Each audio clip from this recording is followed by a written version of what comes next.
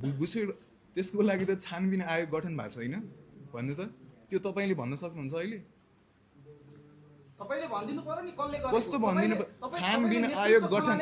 छानबिन घुसपेट गरेको जिम्मेवारी पनि लिनुपर्छ मैले नेतृत्व गर्ने कि मैले छानबिन गर्ने पानीमाथिको उगान हुन मैले छानबिन गर्ने कि मैले नेतृत्व गर्ने मलाई त्यति भनिदिनुस्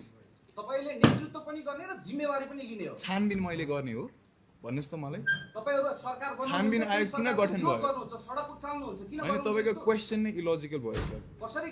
के कस्तो क्वेशन गर्नु छानबिन मैले गर्ने कि छानबिन आयोगले गर्ने छानबिन आयोगले गर्छ जिम्मेवारी तपाईले लिने कि नलिने उसले इन्भेस्टिगेसन गरेर रिजल्ट निकालेपछि मैले जिम्मेवारी लिने कि नराम्रो काम अर्कोको कारण भनेर तपाई प्रेसमा आफ्नो वक्तव्य राख्ने तपाईको नैतिकता के हो भन्नु राम्रो कारण